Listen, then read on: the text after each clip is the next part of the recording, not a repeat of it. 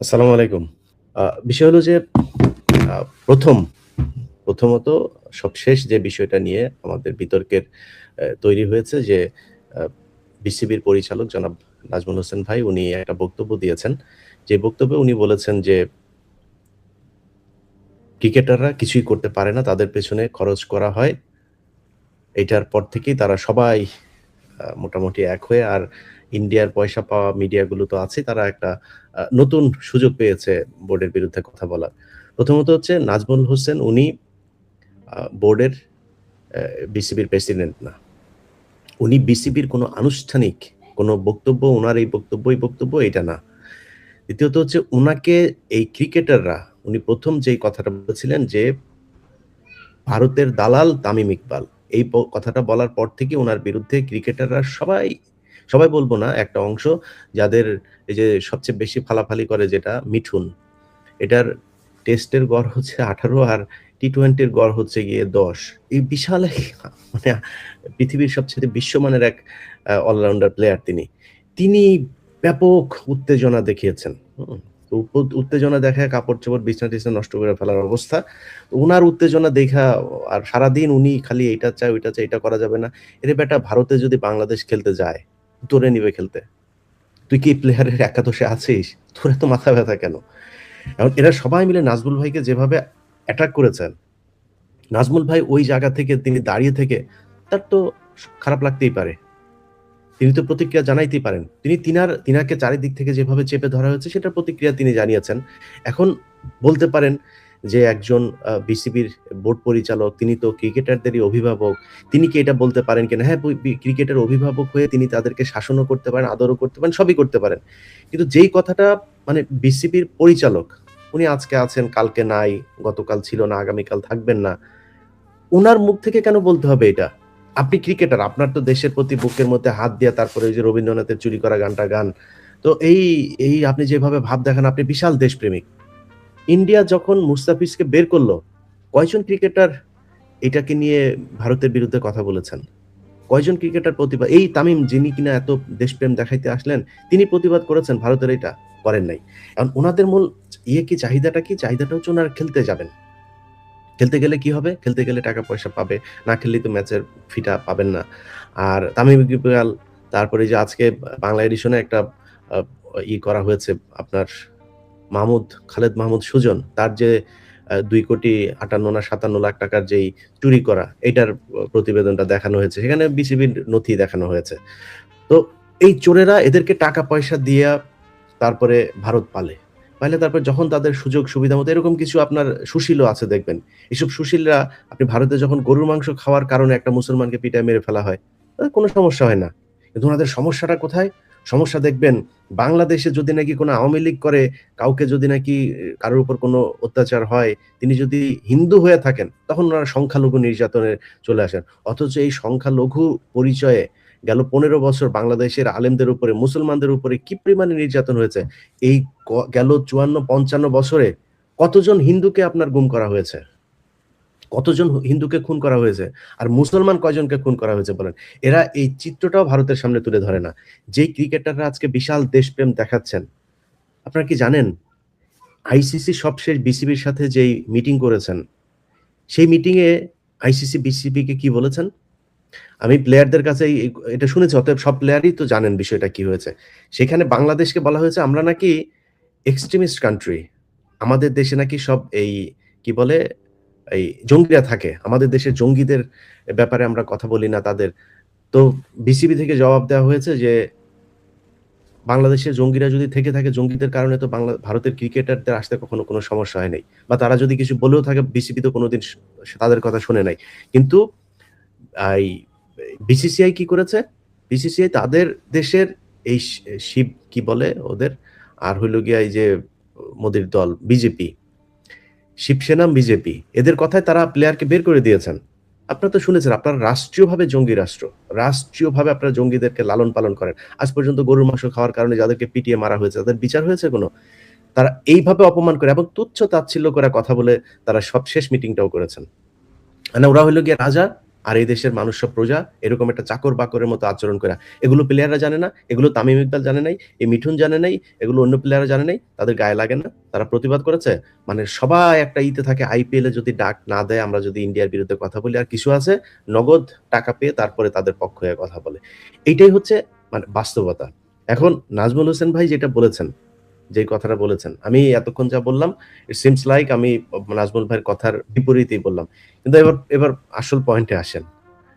বাংলাদেশের পরে আফগানিস্তান খেলা শুরু করেছে, বাংলাদেশের পরে আয়ারল্যান্ড এসছে, তাদের সাথে ম্যাচ হারে না, নিয়মিত হারে, তাও নিয়মিত।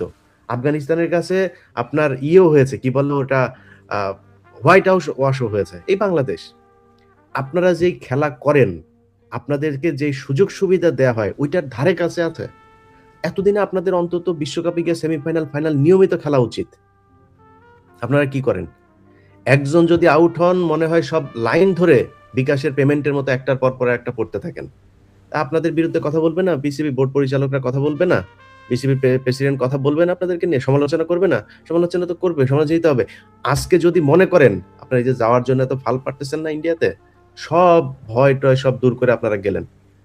গিয়া যে গোহারাটা হারবেন ইন্ডিয়াতে, পাবলিক যে আপনাদের তখন কি করবে এটা বুঝতে পারছেন? স্টেডিয়ামে পাবলিকের পকেটের টাকা দিয়ে আপনারা খেলেন।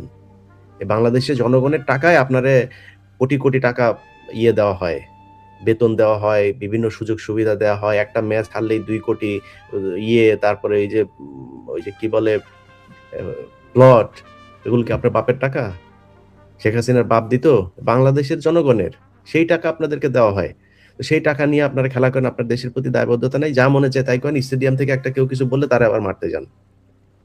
এত ভাব মারলে তো হবে না। আর আপনারা এত ভাবের প্লেয়ার হয়েও যান নাই যে আপনারা ভারত, অস্ট্রেলিয়া, সাউথ আফ্রিকা, ইংল্যান্ডের মতো বিশাল বিশাল দল নিয়মিতভাবে আপনারা ভালো খেলে যান। আপনাদের কোনো ধারাবাহিকতা নাই, আপনারা খেলেনও না ভালো। সো তারপরেও এই দেশের মানুষ আপনাদেরকে বিশাল ভালোবাসে। সেই মানুষের ভালোবাসাকে যদি আপনারা ফেরত দিতে চান, তাহলে তো মানুষের সম্মানের দিকে আপনাদের তাকাইতে হবে। এই ভারত যে অপমানগুলো আমাদেরকে গেল কয়েকদিন ধরে করলো, এটার বিপক্ষে আপনারা দাঁড়াবেন না? এটার জন্য আপনারা কোনো কথা বলবেন না? আপনাদের কোনো হাঁচি-কাশি কোনো কিছু নাই। কি হইলো? হঠাৎ করে আপনারা কালকের মধ্যে নাজমুল হোসেন, বাংলাদেশের, আমি যতটুকু জানি বাংলাদেশে এই পর্যন্ত যত বোর্ড হয়েছে, সবচাইতে একদম সৎ, দক্ষ মানুষগুলো, মানে যারা নিজে থেকে আসলেই দেশের জন্য চিন্তা করে, দেশের ক্রিকেটের জন্য চিন্তা করে, এই মানুষগুলো এসছে। এই মাঝখানে আসিফ আকবর আসলো। মানে সমস্যাটা কোথায় দেখেন? সমস্যাটা হইলো এইটা একটা বিরাট ধান্দাবাজির জায়গা। ধান্দাবাজিটা কিরকম? ধরেন এখানে এই যে খাবার দেওয়া, এখানে পানি দেওয়া, এখানে মাঠ পরিষ্কার, মানে এই খেলা সংক্রান্ত বিশাল বাণিজ্য আছে এই জায়গায়। এই বাণিজ্যের একেকজন একেক জায়গার সুবিধাভোগী। এই সুবিধাভোগীরা চায় না যে এখানে কোনো সৎ মানুষ আসুক। আমার হাতে কিছু জিনিস আসবে, আপনারা পাবেন। এই জায়গাটার নাম মনে নাই। সিরাজগঞ্জ থেকে বগুড়া না কোথায় যেন। তাদের মাইক্রোবাসের ভাড়া দিয়েছে কত জানেন? ভাড়া দেখিয়েছে কত? এই গত সাবেক যে বোর্ডগুলো ছিল, ১৬,০০০ টাকা একেকজনের ভাড়া দেখিয়েছে। একটা ডাবের দাম দেখে, ডাব খাওয়ার ডাবের দাম দেখানো হয়েছে ১৮,০০০ টাকা। এগুলো আপনারা জানবেন।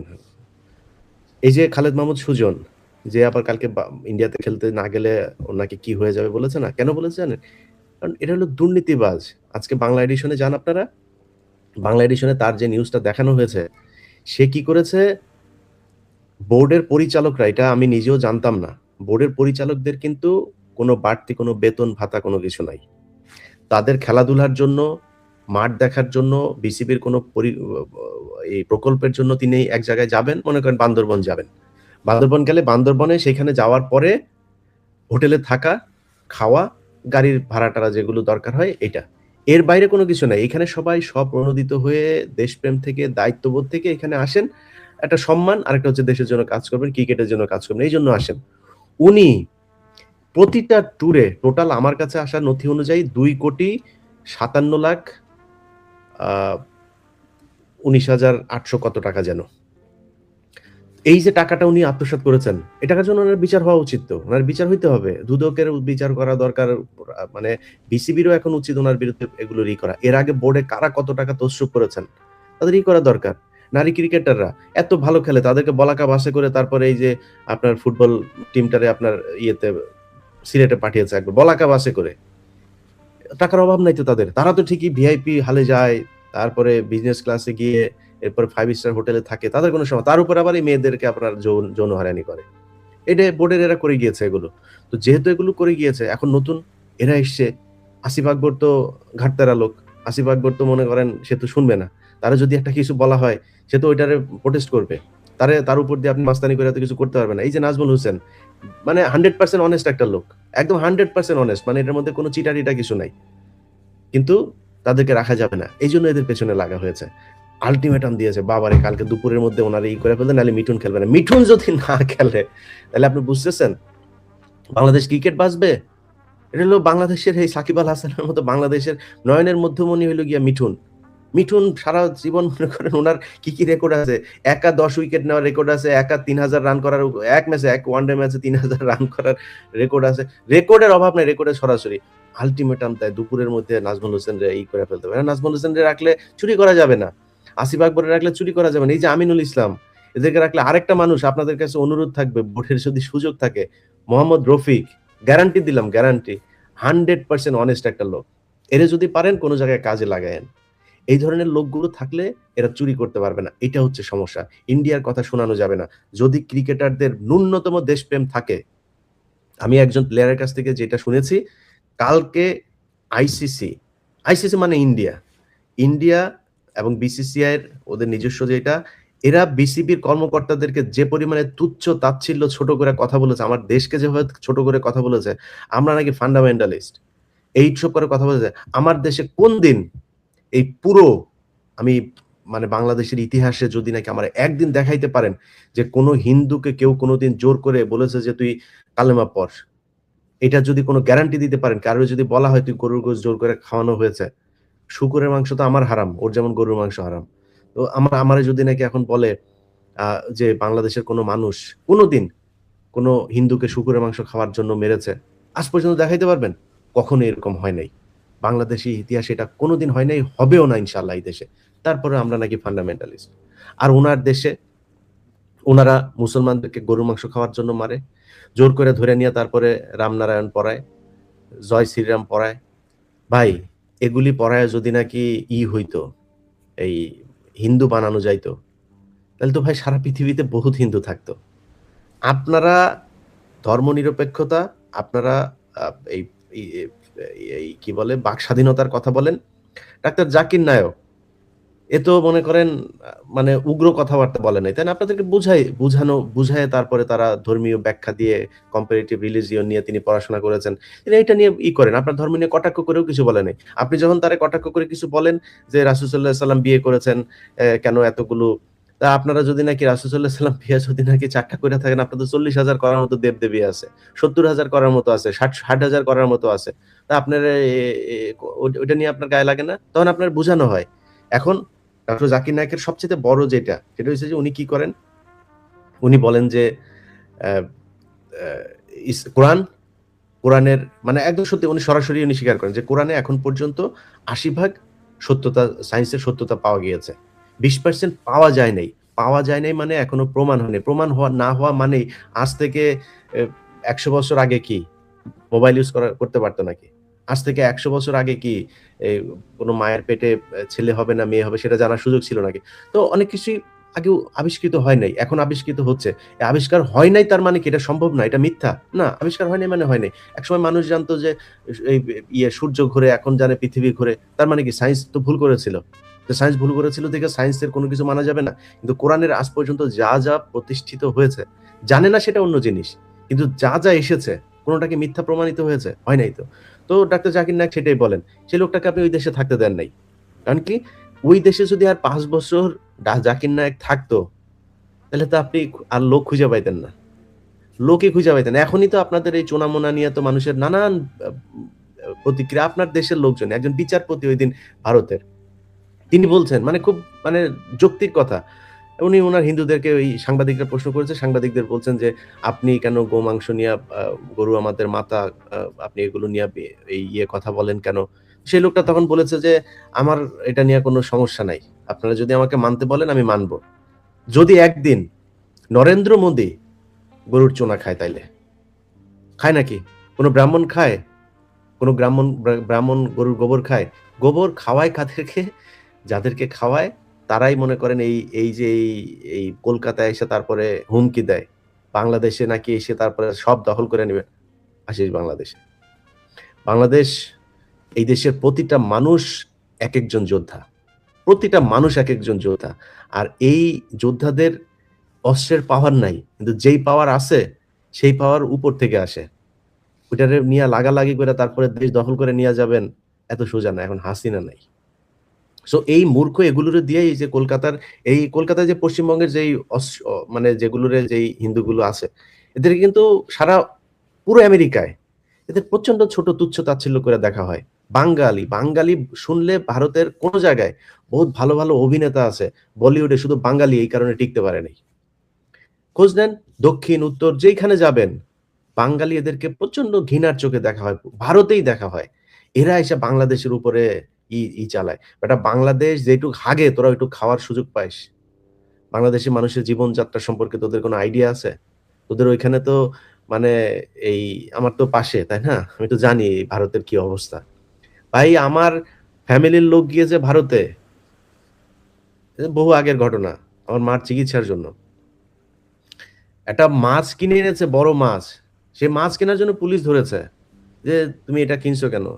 এটা তুমি কিনতে পারবে না। কাইটা কিনতে হবে।" এই যে আমি ক্রাইসিস তৈরি করেছেন দাদা আপনি বাজারে। বুঝছেন? ওইটা কিনলে ক্রাইসিস তৈরি হয়ে যাবে। এই অবস্থা তোদের। খেয়ে এসেছেন না, যেয়ে খাবেন, হ্যাঁ? বাইরে গিয়ে হাগা। এই জাতি তোরা। তোরা এসে আমাদের সাথে এসে মাস্তানি করতে আসিস। এদেরকে কাজে লাগাই ব্রাহ্মণরা তাদের এই একটা ধর্ম ব্যবসা করে। বললেন তো? ভাই আপনারা ভারতের পশ্চিমবঙ্গের অনেক মানুষ আছে আমার ভিডিও দেখেন। আপনাদের কমেন্ট-টমেন্ট ইমেইলে পাই। বললেন ভাই, বেশিরভাগ যদি আমার ইমেইল যারা করে মুসলমানেরাই করে, হিন্দুরা মাঝে মধ্যে থ্রেড করে। মুসলমান ভাই, হিন্দু ভাই যারা দেখেন আমার ভিডিও, আপনি একটু বললেন আপনার পাশের ব্রাহ্মণরে একটু যায়া বলেন একটু গরুর চোনা খাইতে। আপনি তো খান, আমার কোনো সমস্যা নেই। এটা আপনার ধর্ম এলাও করলে আমার কোনো সমস্যা নেই। আপনি গরুর চোনা খাবেন, আপনার ধর্ম সেই অধিকার দিয়েছে। আমার ধর্ম আমাকে অধিকার দিয়েছে গরুর গোশত খাবার। আমার ধর্ম আমাকে বলেছে যে গরুর চোনা যদি তোমার গায়ে লাগে তুমি নাপাক হবা। তোমারে পাক হয়ে তারপরে ইবাদত করতে হবে। এটা আমার ধর্ম। আর আমার ধর্ম আমি মানবো, আপনার ধর্ম আপনি মানেন। কোনো সমস্যা নেই। তা আপনার ব্রাহ্মণদের যায়া বলেন যে, "ভাই একটু গরুর চোনা খাও, একটু গোবর খাও। এটা তো অনেক ভিটামিন তো গরুর গোবরে তো অনেক ভিটামিন। একটু খাইতে বললেন।" তাইলে আমরা বুঝবো যে হ্যাঁ, ঠিক আছে। মানে আপনারা বুঝবেন যে না ঠিক আছে তাইলে এটা উনারা আমার গুরুজনেরা যা বলে তাইলে এটা ঠিকই আছে। এই ব্যবসায়ের এই যে অস্ত্র হিসাবে আপনারা কাজে লাগেন সারা জীবন এই অচ্যুত হয়েই থাকতে হবে। আর এই কলকাতায় বসা তারপরে ভারতের হুমকি দিতে পারবেন। এর বাইরে আর কোনো কিছু পারবেন না। যাই হোক, আমরা যে বিষয় নিয়ে আলোচনা থেকে অনেক দূরে চলে গিয়েছে। বাংলাদেশ ক্রিকেট বোর্ডের ক্রিকেটারদেরকে বলব, ভাই একটু সামনের দিকে ২ দিন পরের দিকে তাকান। মনে করেন কথার কথা, আপনি এই এ আইসিসির ক্রিকেটে খেলতে গেলেন। মনে করেন খেলতে গেলেন। আমরা কিছু শর্ত-টর্ত তো তাদেরকে দেওয়া হয়েছে, আমরাও কিছু শর্ত দিয়েছে। সেই শর্তের পরে একটা সমঝোতা হইলো আপনারা খেলতে গেলেন। এখন ২ টা অল্টারনেটিভ হইতে পারে। যেমন বাংলাদেশ ক্রিকেট বোর্ড বলেছে যে আয়ারল্যান্ডকে খালি বাংলাদেশের গ্রুপে নিয়ে আসতে, বাংলাদেশকে আয়ারল্যান্ডের গ্রুপে নিয়ে যাইতে। অর্থাৎ আয়ারল্যান্ডের ম্যাচগুলো সব শ্রীলঙ্কাতে। তাইলেই সবকিছু সমাধান হয়ে গেল। আচ্ছা আরেকটা বিষয় বলে রাখি। বোর্ডের সাথে কালকে আইসিসির মিটিং এর একটা গুরুত্বপূর্ণ জিনিস। বোর্ড বলেছে যে, তোমরা আমাদেরকে নিরাপত্তা দিতে পারবা কিনা?" তারা বলেছে, "এটা আমাদের দায়িত্ব না।" তোমার দেশে খেলতে যাবে, তুমি এটার দায়িত্ব না। তার মানে ওরা একটা ঘটনা ঘটানোর বাংলাদেশ ক্রিকেটকে আরো ৩০ বছর পিছায় নেয়ার জন্য একটা পরিকল্পনা ওদের আছে। ওরা বলবে, "একটা হামলা হয়েছে তো কি হইল?" হতেই পারে। উনারা তো যত কিছুই করুক উনারা জঙ্গি না। মুসলমান কোন দেশে কিছু করলে সেটা জঙ্গি। এখন উনারা করে ফেলতে পারে, উনারা দিবে না। তো বোর্ডের যেটা যে আয়ারল্যান্ডকে যদি এই গ্রুপে দেওয়া হয়, এই গ্রুপ থেকে যদি বাংলাদেশকে আয়ারল্যান্ডের গ্রুপে দেওয়া হয়, তাহলে ক্রিকেটের পুরো ম্যাচগুলো আমাদের হবে শ্রীলঙ্কাতে। সমস্যা কি করেন? আইসিসি মানেই তো BCCI, Indian cricket league board. তো ইন্ডিয়ান ক্রিকেট বোর্ড এটা বললেই হয়ে যায়। আর এটা তো খুব যৌক্তিক বিষয়। আপনারা নিজেরাই বলেছেন যে আপনার দেশে নিরাপত্তা ঝুঁকি আছে। প্লেয়ারদের আপনি নিরাপত্তা দিতে পারবেন। তো আমার প্লেয়াররা কেন যাবে? আর আমার প্লেয়াররা কেন যারা যাইতে চাচ্ছে, প্রশ্নটা হইলো এখন তাদেরকে নিয়া। তারা এইটা নিয়ে কোনো কোয়েশ্চেন করে না যে ভারত আমাদেরকে কেন দিবে না। কিন্তু উনাদের এর আগে পাকিস্তানের সমস্যা ছিল না। পাকিস্তান রাষ্ট্রীয়ভাবে বলেছে আমরা গ্যারান্টি দিচ্ছি তোমাদের জন্য ১২ স্তরের নিরাপত্তা দিতে চেয়েছে। যায় নাই। এই বাংলাদেশ ক্রিকেট বোর্ডই যায় নাই।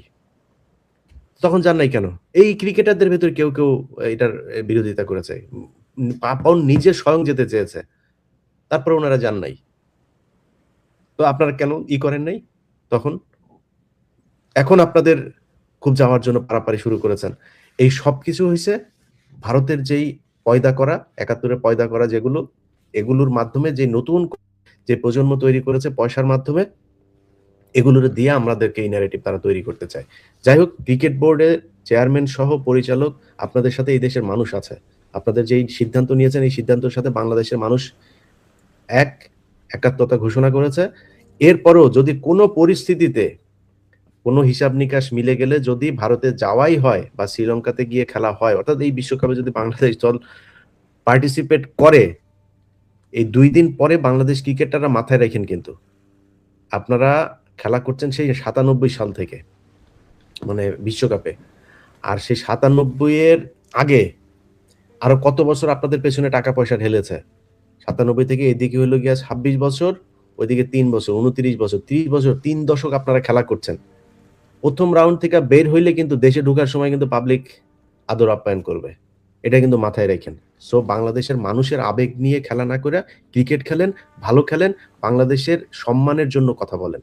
যেইটা করলে দেশের সম্মান থাকবে। শুধু নিজের পকেট ভরার জন্য খেলবেন, আপনারা কেউ কিছু বলতে হয় না। আপনি পারলে ক্রিকেটার হয়ে গেছেন দেইখা মাঠের একজন এই দর্শক আপনারা কিছু বললে আপনার গায়ে লেগে যাবে। তারে ব্যাট ছুঁড়া মারবেন, ক্যাপ ছুঁড়া মারবেন, লাথি মারবেন, ঘুষি মারবেন। এটা করা যাবে না। এখান থেকে বের হয়ে আসতে পারবেন। এই দেশের মানুষের টাকায় আপনি চলেন। এত সুযোগ সুবিধা বাংলাদেশের কোন সেক্টরের কোন এমপ্লয়িদেরকে দেওয়া হয় না যেটা আপনাদেরকে দেওয়া হয়। যাই হোক, সবাই ভালো থাকেন। খুব জরুরি লাইভটা